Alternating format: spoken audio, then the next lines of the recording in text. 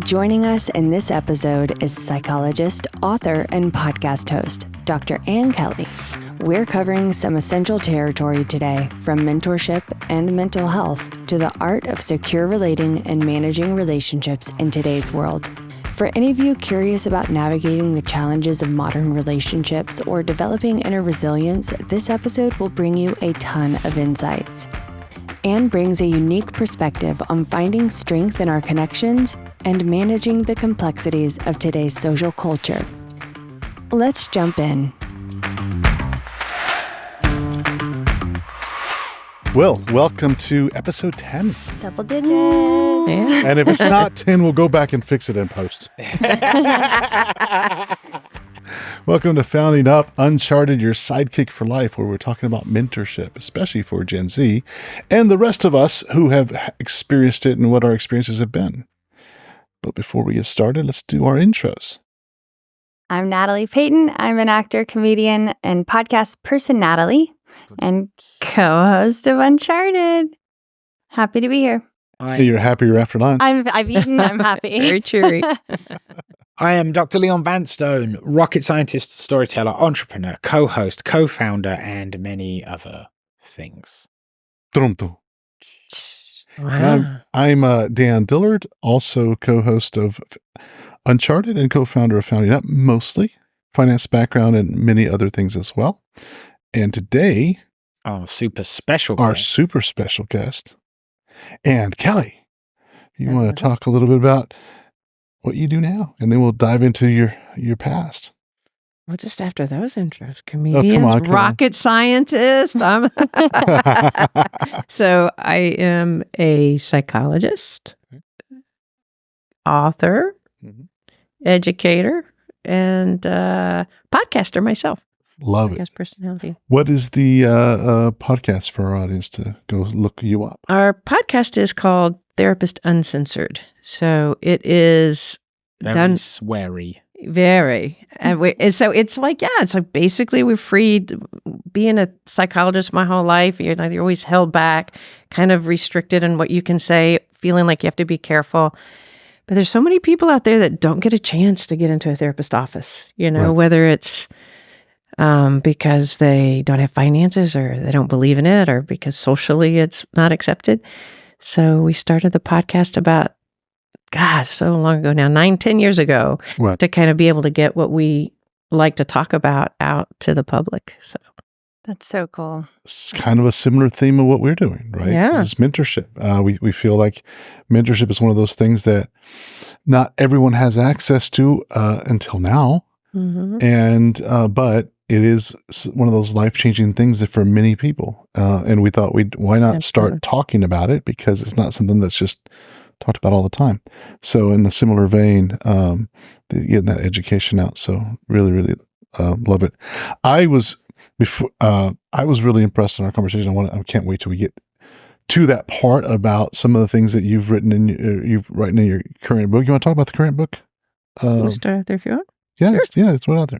So it's entitled Secure Relating, Holding Your Own in an Insecure World. Mm-hmm. And it really kind of, we've been doing the podcast, like we said, like 10 years. We've been clinical practice. Actually, I do both a podcast and the book with my wife. Okay. And we love to do research, go to trainings about neuroscience, about attachment. And we've gotten for like 10 years to talk to some of the most interesting people. Y'all get that when you do podcasts, you get to call people up and say, hey, can I talk with you for an hour and a half about what you love most? And we've been doing that. And so we've taken all that information, kind of condensed it in our book. And it centers on getting away from the TikTok versions of how do you feel secure? How do you connect to people? What does attachment mean? And in our book, we bring like the science of it and we condense it, and we have a framework that helps you understand it and apply it in your everyday life. And we call it Insecure World is because it's, we have to find our own security in ourselves and in our relationships. But also right now, the world is really turned upside down. No surprise to anybody. So it's our pebble in the water to try to make a difference with that. Love that. It is much needed. We talk about that. We just talked about that in our last show. Some of the insecurities and the anxieties that some of our, when we go out and do these interviews on site with some Gen Z, that comes up over and over and over. So super excited to lean more into that. But before we do that, I want to go back down this journey, which we always do in every show, as we bring a guest mentor on and kind of figure out where you were in when you were 10, 15 years old, what you wanted to be in life and what that looked like. You know, a lot of people grew up with what they did want to be. And the funny thing is, I can remember my first career aspiration was what I didn't want to be. Okay. And I didn't want to be a psychologist. Bizarre. So I became a psychologist. Our family. How'd that work out? It worked out for me. Our family was just a mess of brothers that were really struggling. We went to family therapy. And this man, Tony, had to sit with my mom and the 5 kids in the room. And it was hard. And I left and I was like, Mom, what does he do? And she said, he's a psychologist. I was like, I will never do that. Wow. I remember that. Wow. What was your role in the family? I was the youngest, so peacemaker. Okay. Came to my service, just like most of psychology, trying to fix yourselves. But I was a peacemaker. Nice. In the midst of the chaos. Right. The one that held the lightness and the let's get this all fixed, we'll be fine kind of thing. So I'll say that in 22 interviews we've done, we have a first. Never have we had someone say, I didn't want to be this. I knew exactly what I didn't want to did do. not want to do. And my favorite part of that story, of course, is then you became that. So Exactly. Right. that's life. Let's go down that journey. You didn't want to be. So then, high school, early college, what were the things that did attract you, and how did that journey go? I think I got to know myself as I explored my career and started trying on things. Like I knew I wanted a career. I remember I was struggling in high school and doing well enough. And I remember going to the counselor's office and it was like the pre-counseling, like, what are you going to do? What college are you going to go to? And it shocked me because what she started to direct me towards was vocational. And I was like, I kind of thought of myself as like, and I left. I'm like, I'm the vocational kid, which was nothing bad. It's wonderful about that. But it kind of shocked my nervous system a little bit. And I think it was like I realized I hadn't put myself out about what I did want to do. So I did a lot of like exploring. Mm-hmm. I thought I wanted to be, now that I think about it, it's kind of funny. There's a lot about what I decided I didn't want to do to get to what I did. Yeah. Because then I thought when I first went to school that I wanted to be a physician. So I went to pre-med, like half the public goes to school. Mm-hmm. And then I volunteered at a hospital. I thought, let me go see what the sense is. Right. And 2 things hit me. I almost fainted when I watched a needle go in someone. Yeah. And then as I was doing this volunteer program, walking around, and I'm inside all day long. And I thought, I will shoot myself. I can't do this. Yeah. Right. So I kept moving and moving and moving. Mm-hmm. And I'd say like the people that just would talk to me about what I loved more than anything really helped guide me in my life. Okay. For a little while, I wanted to be a physical therapist. I thought, then I'll be out of the office. And my mom said, it sounds like funny when I repeat it, but she said, Ann, I just already see you a little bit more of a chief than an Indian, which is so unpolitically correct now, but that was back then. Mm-hmm. And what she didn't mean is about me directing. It's just that I said, what do you mean? She goes like, you want to use your creative mind, and physical therapy is wonderful, but it's a lot of somebody gives you the prescription. Right. Mm-hmm. And I see you want to like analyze things. You can't help yourself. So it seems like that's important. And that was really a guiding force for me. So I think along the way, I kept trying different things and then realizing what inspired me, what invigorated me. Mm-hmm. And I just kept flowing with that. Were there any points in that period where, you mentioned that the people that loved you were kind of, were some of those mentors? And what did they shine the light on that you were able to like shift? Well, shining the light on really knowing yourself and like continuing to use who you are and what you're going to do, right? Like I love to be with people. I love to talk. I love to converse. So it was all those things. And then I love to work in systems. So that's what I did initially when I became a psychologist. And I didn't know what I wanted to do when I went to graduate school. It was unpredictable. But in between undergraduate and graduate, I'd done volunteer work.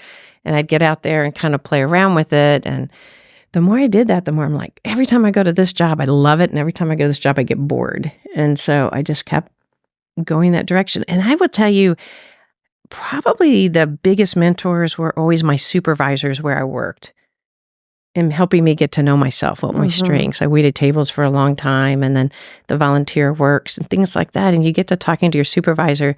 It's really interesting how many people guide you if you listen. So true. Do y'all find that in yeah. your lives? I feel like a lot of my supervisors ended up really providing a pivotal point. Because they've just been a step ahead. And we talk about this. Leon built a rocket lab at UT. It was peer-to-peer mentorship. So even if it was a person that was 6 months, ahead of the last student, that was still a mentor relationship because they get at least show that experience. And I thought that was really interesting as well. I think you're right. I think mentor to mentors probably been some of my most impactful experiences talking to my friends, or even getting into graduate school, which direction you're going to go, and just listening to people talk about their experiences and then trying it out and going to interview them, and love the people that are right ahead of you, and then take the time to say, okay, in my experience, I would or wouldn't do that. Getting into graduate school had to do with that because I had to really pull up the rear, and I had a few people guide me, I wouldn't shoot for this program because that one's going to be hell to get into. Try this direction, and it just really kind of would flow that way. That's true. That's why I like this new era of working remotely, because I can co-work with my friends who are in totally different industries. Oh, yeah. But we can cross-collaborate. What would you do in this situation? Because they're not so close to the work that I am, and they can guide me and help and open my eyes. Yeah, give you another perspective. Right. I hadn't thought about that. That's really cool. That is really cool. So at what point then, so you're going through this journey and you're just trying to figure out what you don't want to do. Then you get into grad school. At what point did you land right back into what you said you didn't want to do at 10 or 15? I think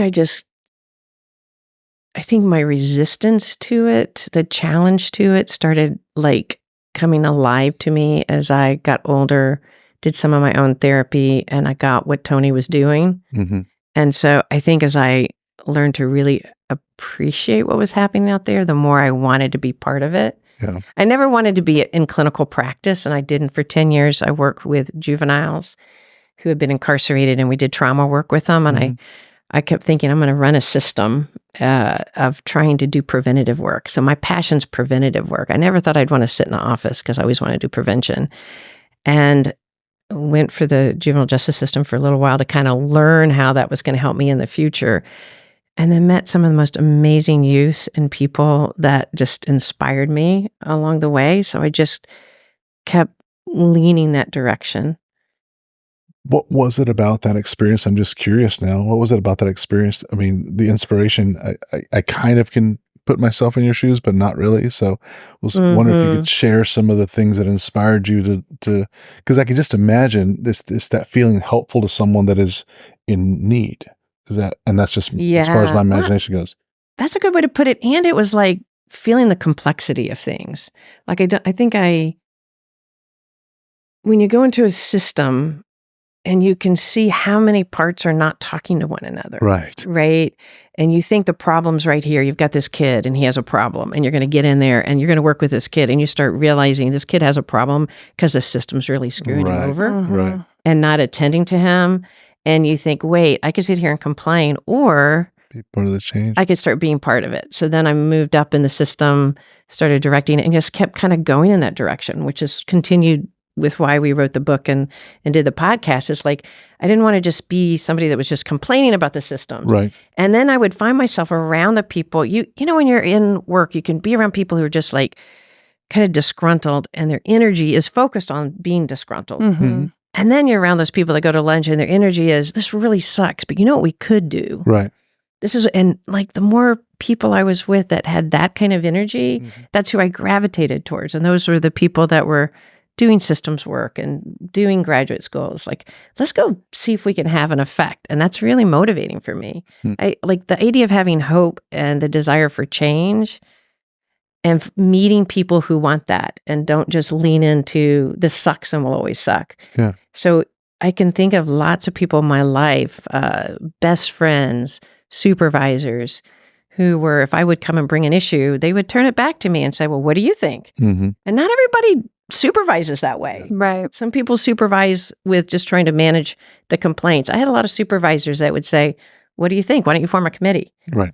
And it would give me agency to say, hey, I could have an effect because I don't just have to sit here and complain, and somebody trusts me enough to say, go form a committee. And I think, I don't know about you guys, but a lot of us, we go on feeling like we're the imposter most of the time. Like, I don't belong in this committee. Why am I running this committee? I don't know what I'm talking about. But you get a bunch of group thinking together, and all of a sudden you're like making change. And then it's like, hey, this feels pretty good. I'm going to keep going. Right. And then it keeps seeking people out that are inspired that way. Yeah. What's coming to me though, it sounds like, I mean, you're in here, I was like, I'm a psychologist, this and that, but it sounds like entrepreneurial. I had the word entrepreneurial in front of that. Oh, that's interesting. Because everything that you're saying is like so many other entrepreneurs that I've interviewed that literally look at the systematic problem and say, how do we fix this? And you find joy in some of the rewards, but also it's this, how do we make this more efficient, make it better?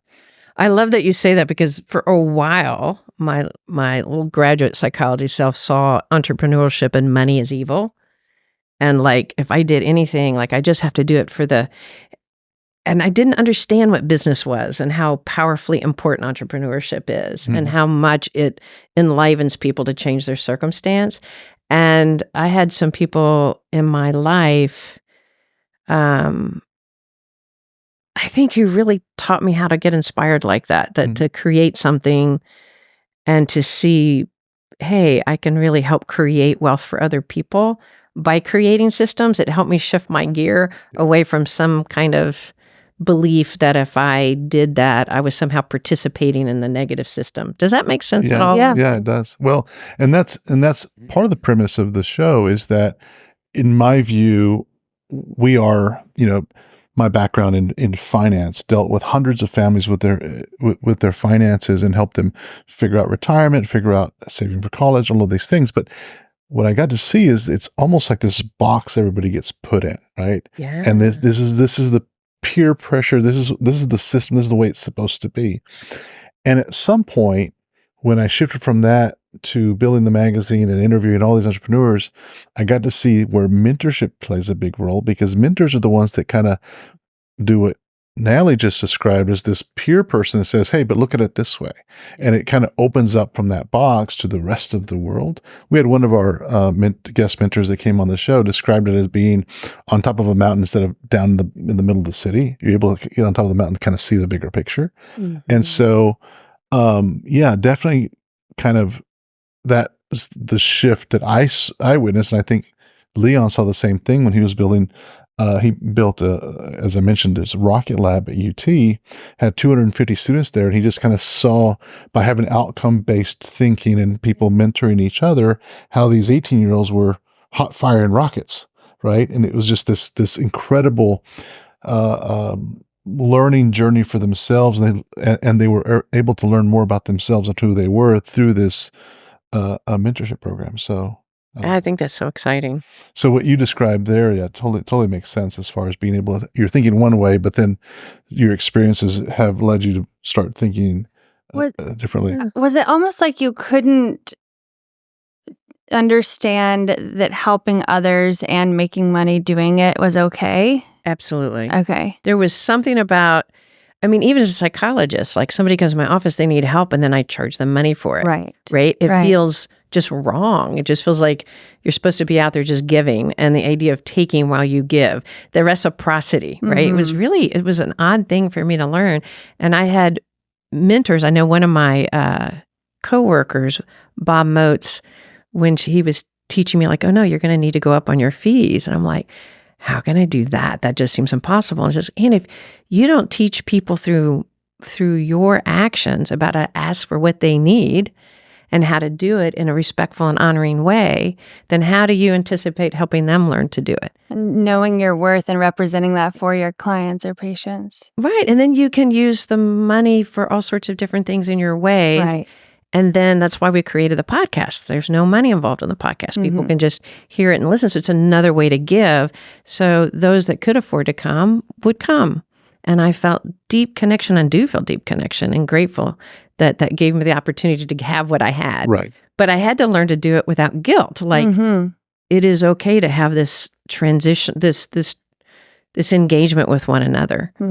But it was a learning process because I was really caught in that that's just wrong. And I think had I not had mentors in my life teaching me entrepreneurship, he literally taught me how to create a business in a way that felt good eventually. And then I was able to really recreate it in a lot of different formats that I think has been very inspiring for me.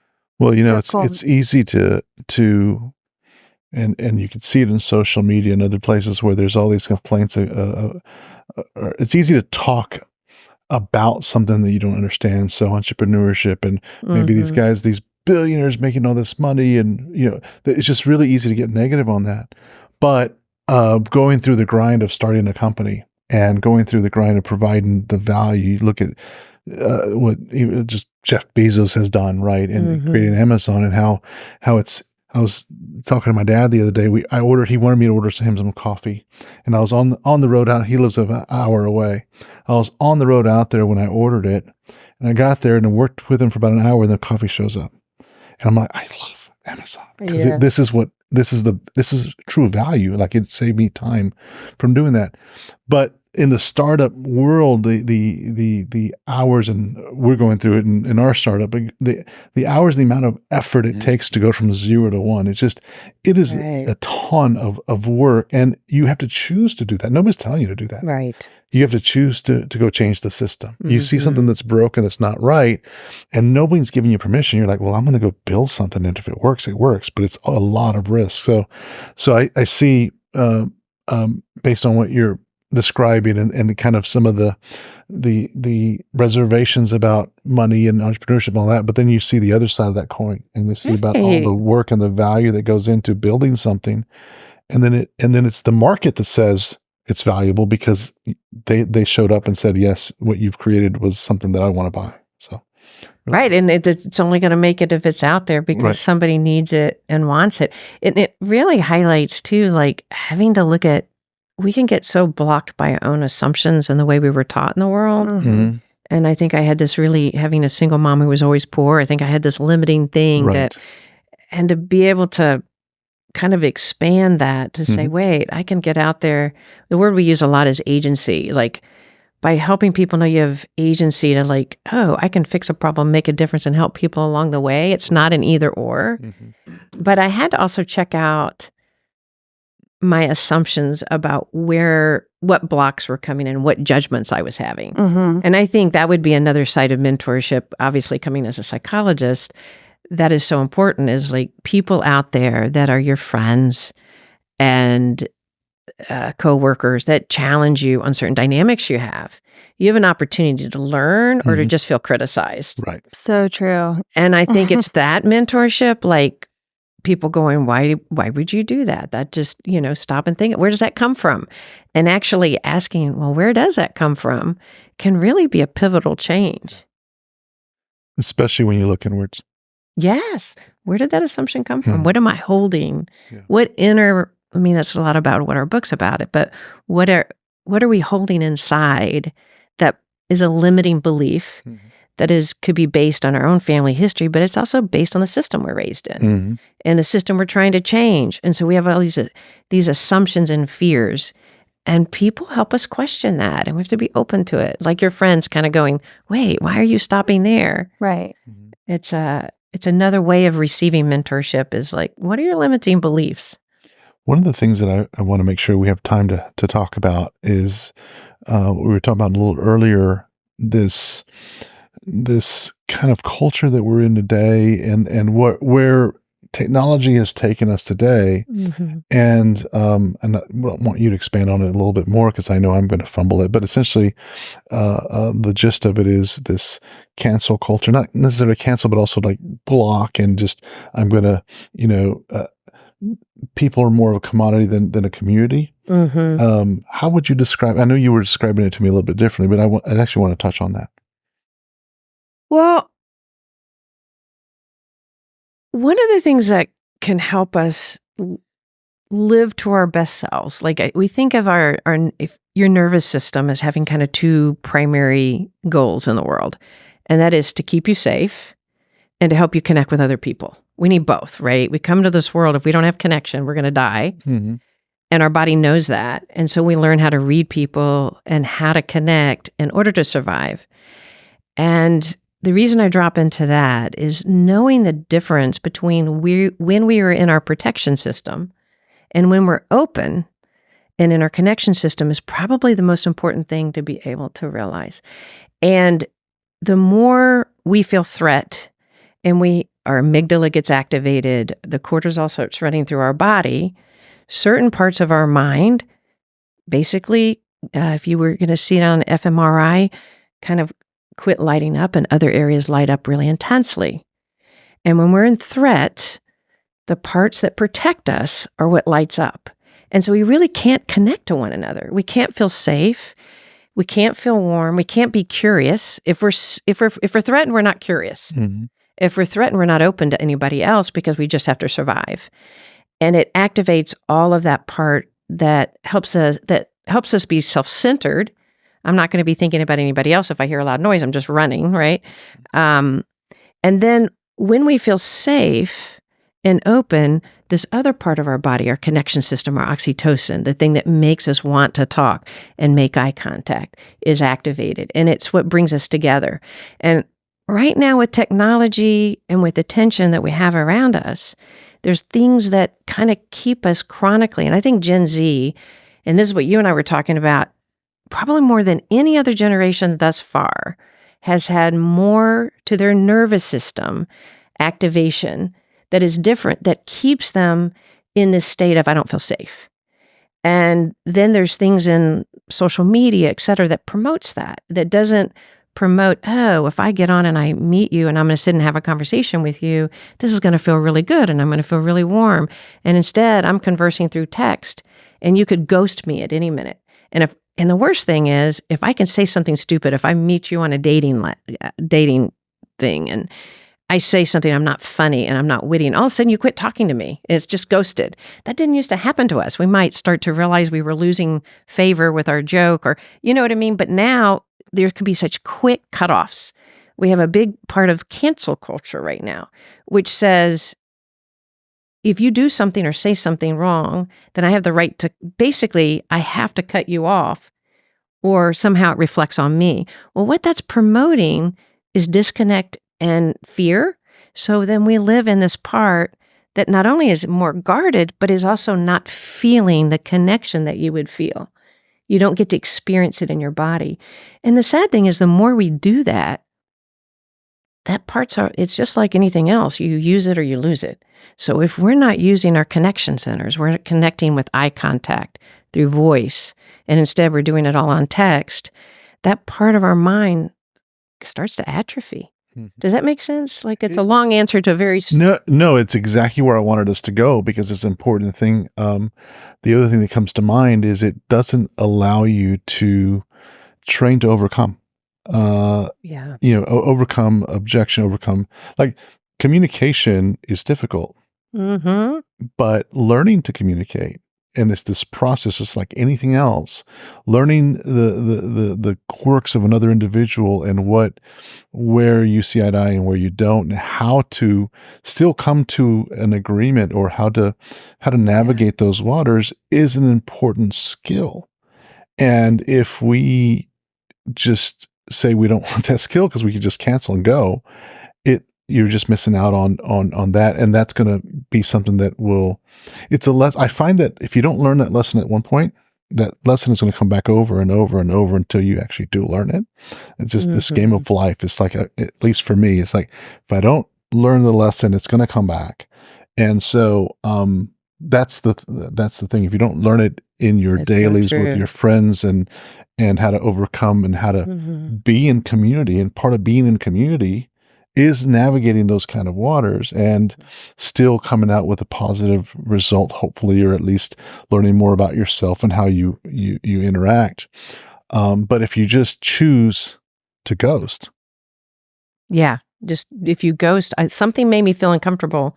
Why do I have to? I shouldn't. I mean, there's a lot of positives now. I can have a voice and like not have to tolerate you if you've offended me. I mean, I see the positives on some level, but you're right. If we don't practice, one of the things we're learning as a culture is that if we feel discomfort, we should act on it. And that means we need to stop the discomfort right now. And that is not what life's about, nor is relationships. Like, it's our ability to tolerate discomfort is probably the muscle we need the most right now.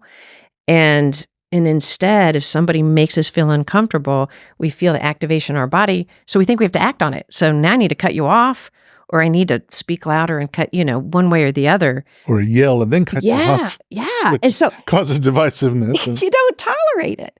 Like one of the questions I was asked by some Gen Zers was surprising. It's like, what are the red flags to relationships? And that you should just cut off. And I said, well, there certainly are, and they're different for different people. But I would invite us to think about red flags as being something that is something to explore, to be curious about first. And they had never, they basically talk about their dating, that they see these signs and then they just cut the person off. And I'm like, but how do you know that activating you might not be the very thing you need to be challenged on? Like, if what you feel is a discomfort you cut off, how do you grow? How do you kind of learn to tolerate and connect on differences? And instead, you don't connect on differences, you disconnect from differences. And then, strangely, you're bored in relationships, right? Like, it's like we have to have that ebb and flow. And like you were saying, the muscle of working through hard things. But I think even more impactfully is for us to feel secure in the world, secure in ourselves. We have to also have the belief that people will stay when we are our worst, most stupid, most inarticulate, the least funny selves sometimes. Right. And if we don't have that ability to know, oh, even if I say something stupid, you're still going to stay with me, then I can't relax and be my authentic self. Right. Because I'm always needing to perform. And here's the hardest part for Gen Zers, and I see this a lot. They're thinking much more about how they're coming across than what their body's experiencing. And so so a lot of times people report to me they have a hard time feeling what they feel. And it's because we have to go inside ourselves. And as I was mentioning before, if you're activated in fear, you can't actually go inside yourself. So it's kind of a rock and a hard place. For me to get to know you guys better, I need to be calm enough to be able to feel myself and go inside and go, oh, I feel warm with you, or I don't. But if I'm preoccupied with what you think of me, I can't even go deeply into that feeling of how I feel with you or how I feel in life. And so I think I see a lot of that in Gen Zers. Like, I don't know how I feel, and it's hard for me to make decisions. And I think we kind of keep ourselves in a suspension of, what do you think of me? Now I know whether I'm okay. Right. Do y'all see that? Mm-hmm. Yeah. And that's why when you and I were talking, it was just like ringing in my ears. So my experiences, I've mentioned on the show, I've got a 21-year-old, and obviously in those experiences, I see that in her interaction with friends. And how do you overcome some of these challenges, and rather than just cut people off? And you said it earlier, psychological safety, right? I feel like if you don't have enough, what you said is, I can be myself and authentic and know that you're going to accept me for who I am. If I make a mistake, we're all imperfect. If I say something wrong, you're going to be okay with that and be able to shine that mirror at me and help me become better. So we're almost helping each other become better. But if challenging you, right? Like coming back and challenging you rather than cutting you off. Right. Staying in the conversation rather than getting. Yeah. But if you cut me off, then I'm like, what did I do? What did I say? And now I'm afraid to establish a relationship with someone else. And it just becomes this vicious circle. And you'll end up having to, again, come out of that and face it again at some point. But yeah, so that's why I was really keen on trying to bring that back in the show, because I thought that was such a really good point. And you talk about that in your book. Is that Yeah, we talk a lot about that in the book, about how to find security in the face of that, how to kind of go inside yourself and then be aware. Of course, I mean, we're all going to care what other people think. If you don't, you have a bigger problem. You know what I mean? If you don't care what anybody else thinks, that's a problem. But so we want to care, but we also want to care what we think and how we feel. And, honestly, the Gen Zers have so much going right, so much better than our generation too, because like who they are sexually, they can speak about what they want. There's so many positive things where they're finding their own voice. There's differences more, right? They don't need the same color skin next to them. And I think Gen Zers also are, in some ways, in my opinion, finding themselves in the world in a different way. They were really sort of thrust, I think, to the top of that needs pyramid. For sure. Very, very early, right? Because it's like, look, it's questionable, I think, if the job market really needs everyone in it that we have already, let alone all of the other Gen Z that are coming through school. And you're seeing it. It's just tough as a Gen Z person, right? When you have other, people in front of you that have just by virtue of their age have had more life experience, and you're trying to get a job. And so we're just really struggling with that. And so when I as a society don't have this expectation pulling you out of high school and into a job to be a plumber or electrician or whatever, right? A rocket scientist, a psychologist, when I'm like, hey, do whatever you want, because like, we're already kind of trying to figure it out, right? We're trying to figure it out already just with the people we've got. So just do whatever you want, right? Okay, but then what do I want? Like that. So now true. It's me. I get to, whereas before you're like, you need to go be a mechanic because we need mechanics. So just go. There's the career, right? Like talking to my father, who's like, well, yeah, I knew I needed to come out of school and get a trade job because my grandmother needed help paying for the rest of his siblings. So that was it. And that was a strong connection then to his community. And he understood how he was playing his part. His value, right? Like no small part of that job was so that he could then give money back to my grandmother, his mother, and support his siblings. Whereas today, I wasn't putting food at 18 into the mouths of, I was getting beer money, and for our listeners, the age of drinking in England is 18, just before you were worried too much. But so, no, I agree with everything you just said. And I think that we really, and that's a great blessing. Yes. Because my grandfather went through his whole life. I don't think he ever thought about who he was as a person or what he really wanted. He just was worried about keeping food on that table for his 6 children, which boggles my mind. But it gave him meaning and purpose. Yeah, it did give him meaning and purpose. He didn't have to angst, who am I? No, he was a father. He was a provider. That was who you were, right? He carried sacks of flour. And you didn't have so many choices. No, you didn't. Like, right. How are you going to go this direction or that direction? And so on the one hand, it's such a blessing to be able to have, for everyone, it's very democratizing for one of the first few times, I think, in society that even the poorest get to say, who do I want to be? But it's also really hard because a generation, we haven't answered that question. I don't think millennials as a generation kind of figured that out yet. It may be that it's Gen Z is the one that, like, okay, the who am I? Because they're the ones that really, I think, broke the dam on mental health, talking about millennials were better, but Gen Z are much better, much more forward about mental health. They talk about mental health the way we talk about normal medicine. Oh, that's true. Got a bad back, I need something. That's nothing to be ashamed of, right? Oh yeah, well, I've got ADHD and da-da-da. My father, you could not have, if he had some, you didn't talk about mental health. You didn't go to a psychiatrist unless you were insane. Whereas no, you wouldn't have admitted it. No, you would never have told me you were sick. Yeah. You only went to the psychiatrist because you were insane. Whereas like, I only go to the doctor when I'm dying. You're like, no, you go for a yearly checkup. Right. So I don't know. That was a lot of what you said there really kind of resonated, I think. Well, I think part of what you're saying too is like when we have agency and we have a sense of value, it brings clarity. And when you don't know what your value is going to be. Like you said, we're not going to need all the workers. So you don't have this And I think Gen Z's also done a wonderful job in a way with COVID help breaking us free from who you are is what you do, which is all in the Western culture, right? Mm-hmm. You are what you do. You go up to someone at a party, what do you do? Yeah, that's exactly. If you, what do you do? And Or then in college. What was your major? Yeah, right. What's your major? Let's put that in the hierarchy of who we think you are and all the schemas of who you are. And they don't do that. They don't have to believe what they do is their identity, which is a beautiful shift. But I think they are at a tough place because they're the one making that turn. And like you said, I mean, the funny thing about research on choice is that we like having choices. Choices are wonderful. And it makes us feel like we have agency. But when we have too many choices, we're never satisfied. Paralyzing. This is the Netflix conundrum, right? Yeah, well, I mean, it's like you go in, you go in to get olive oil, and you have three choices. You go to Fresh Plus down the street. You have three choices. You're going to walk out and you say, how happy are you with that olive oil choice? Extremely. You send somebody in an olive oil store or in a whole aisle, and they go and they leave with their olive oil. Unless they're experts, they're going to, how do you feel? I don't know. Like, and it's full of angst and uncertainty. Sure. Right. So they have all these choices, and with AI and all the world is changing, it's like too many factors to incorporate.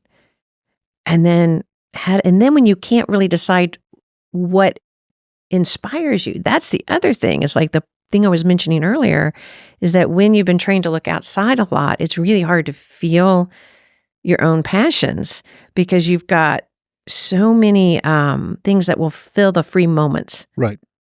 You know, the addictiveness of the, we all know of the phone, click, click, click, click. And so that there's not that, you don't stay in uncertainty and angst in your own body enough to tune into it to help kind of resolve it. You feel it, and then you have short-term solutions to it. But those are addictive, and it keeps you from going deeper in that angst of who am I? And then with all the choices, it's a tough, our choices are definitely, like you said, not clear. And it makes it angst-worthy. Yeah, that analogy about the olive oil store, it makes a lot of sense, especially with how much choice Gen Z has.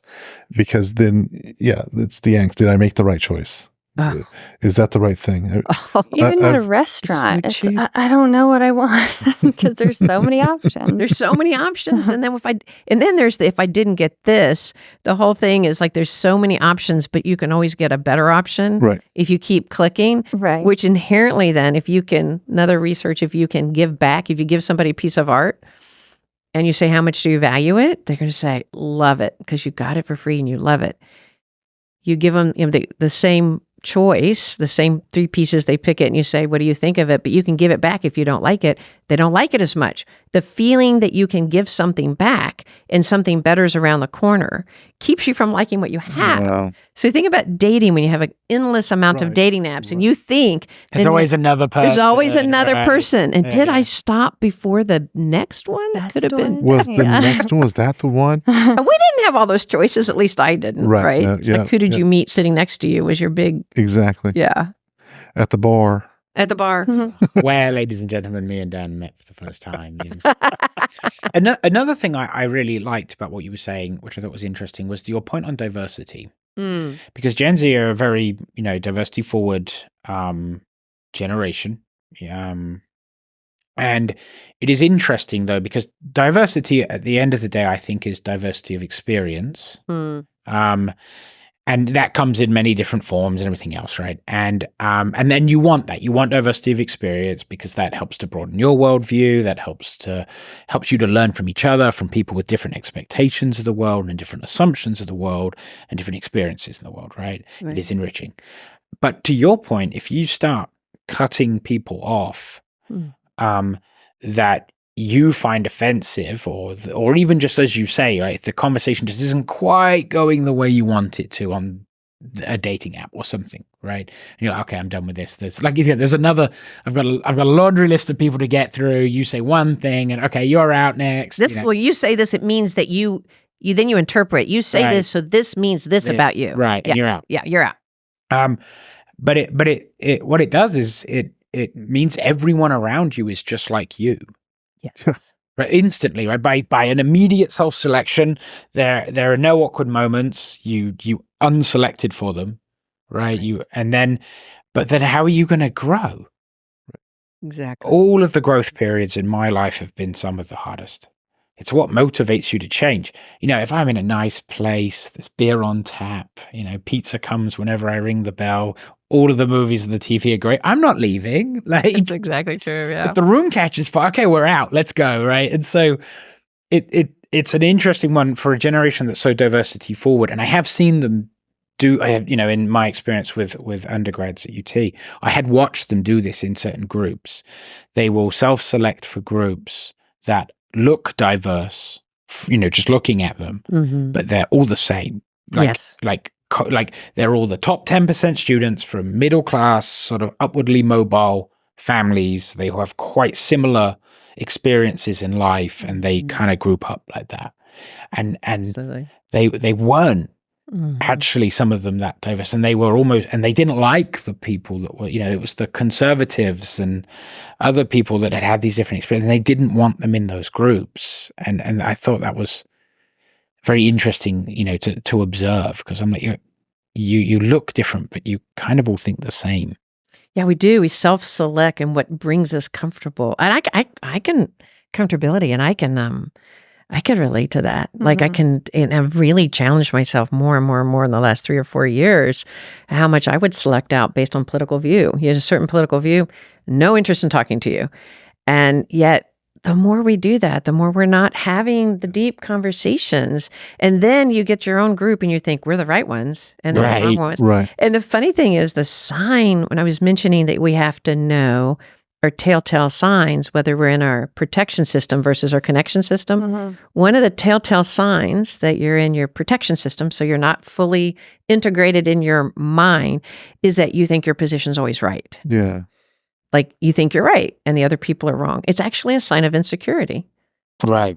Because when we're in our secure selves, we have some complexity to know, I think I have a really good point, but I think I also don't know the whole world runs. And so the idea of having multiple views around you, you have to be able to tolerate that in order to have your views questioned. And the more we don't, like, think about all the mentoring we get from people challenging us. But if we self-select that out because they make us feel uncomfortable, or they say something about me, there's so much in the cancel culture. If I don't cancel you, then it means this about me. Right. I've watched my 20-year-olds where they're around, like, if they didn't cancel somebody, they get canceled. Right. And so there's this canceled by association. Canceled by association. And that is probably what I see a shift in that. And I'm really, really appreciative to that. And there's a professor out of Smith College, Loretta Ross, that she is amazing. But she talks about calling out the cancel culture. Right. And I'm really glad for that, because it's making us too homogenized. If we don't have another sign that you're in your connection place, is that if you have curiosity and you can tolerate curiosity. Curiosity involves tolerance. Because I have to move out of my knowing to be curious about you. And if we just surround ourselves with all these people that think like us, even though they look different, then we get to walk around smug a little bit. And I'm going to add one last thing to that. And that, I think, is Gen Zers have a lot of shame internalized about what they have, especially if they come from any level of privilege. And they don't know what to do with that. They've heard in school how much they have and other people don't. If they take, other people lose. And there's really important perspectives to give, but we haven't helped them learn what to do with that. And so they carry a lot of shame. And the way to get out of feeling shame is to feel self-righteous and right, and to cut people off who are wrong. And I think the more we all move into being able to handle our own shame for our privileges and stuff, and be able to tolerate differences, I think we work through that. And we are able to not live by hiding that in us, by being so self-righteous. And we don't have to cut people off. Like, I have to cut you off because if you don't, if I don't through association, but it's also because then I feel really bad about who I am, and I can't do that. So I have to cut you off and distance from you. And if we can, like, realize we've probably all said or done something very similar. Right. Oh, if you held me to account for every incredibly stupid thing I've ever said in my life, can you imagine? As an 18-year-old kid, God, like so. And as Gen Z, it's always on the record. Yeah. That's the thing, right? So that's the problem. Like forever. There was this interesting study on Gen Z is the first generation for quite some time where their alcohol consumption has gone down. Oh yeah. And there are many factors driving that. But one of the ones that was put forward I just thought was interesting was that if you get drunk at a party now, that gets recorded. Yeah. If you get drunk and throw up on yourself or something, or you're passed out on the ground. Passed out on the ground, or whatever it is, right?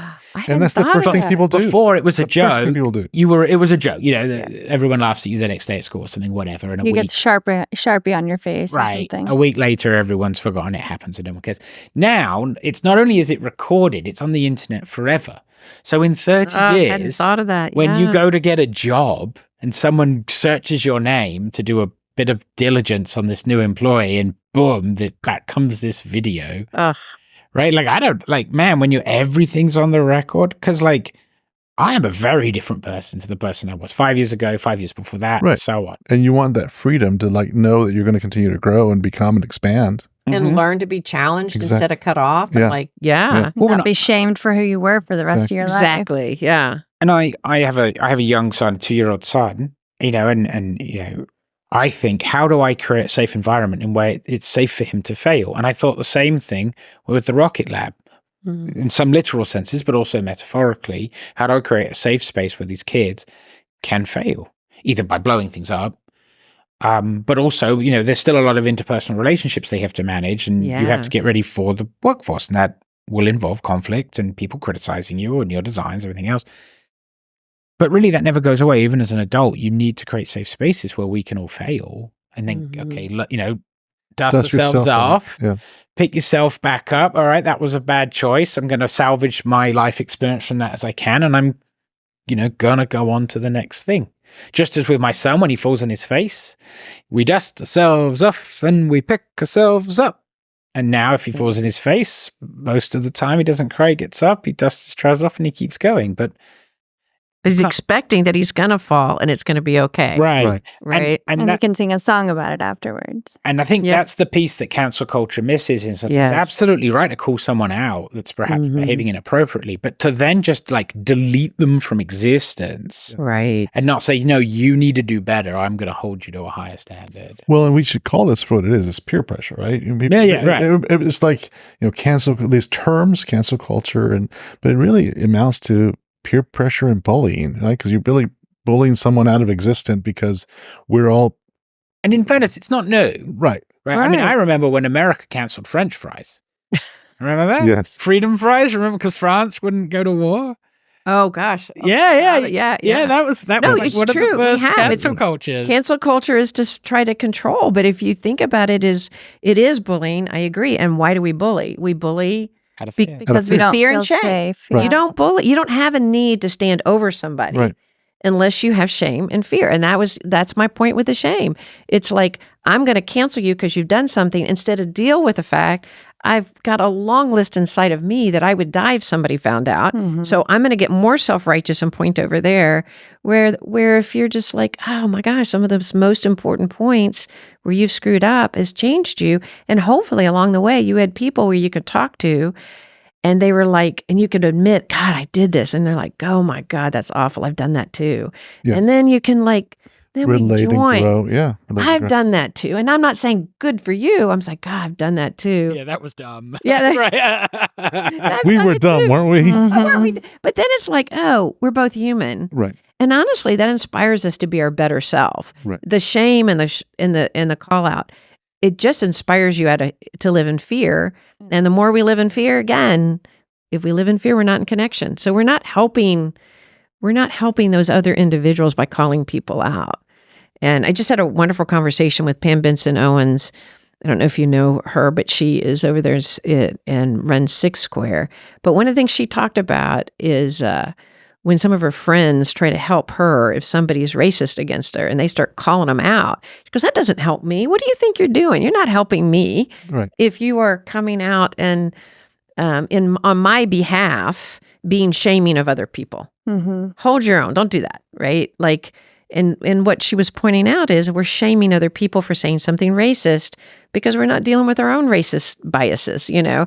And so I really appreciated hearing from her. Don't think you're helping me because you're standing there shaming somebody else for being racist. Right. Yes, call them out, challenge them, encourage them, but invite them into a different place. Into a dialogue. That helps me. Don't shame them for me. And I thought it was a really powerful message that she sent. Yeah.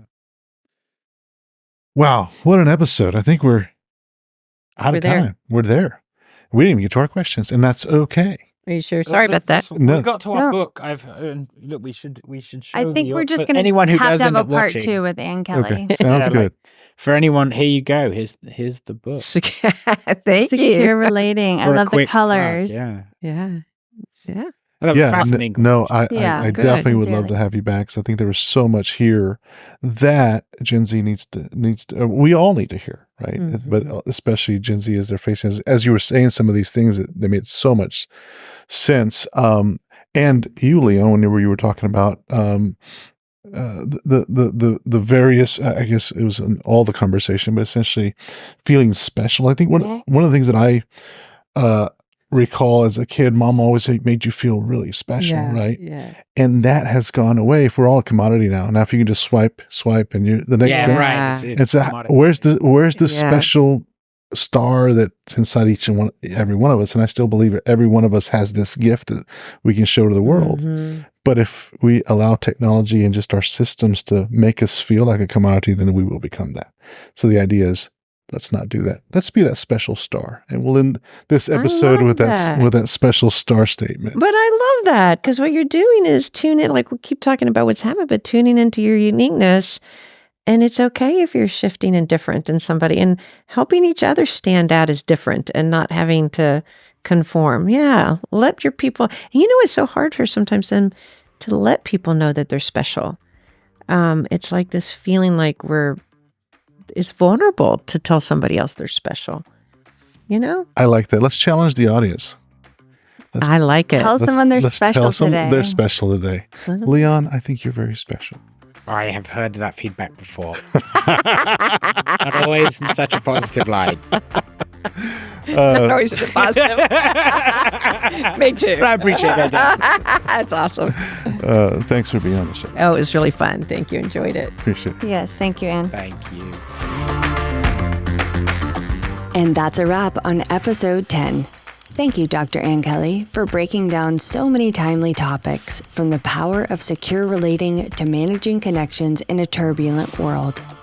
Ann's perspective on staying grounded and the importance of mentorship was especially valuable. It's refreshing to hear someone talk about navigating social dynamics with authenticity and understanding.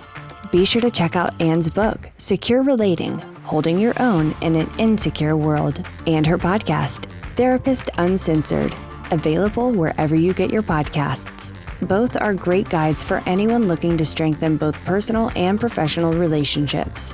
Please take a minute to leave us a review and share Uncharted with your friends. Word of mouth goes a long way. If you're Gen Z and would like to ask questions to our guests, visit our website at foundingup.com or check out the show notes. And as always, keep pushing forward, stay curious, and don't be afraid to explore the uncharted.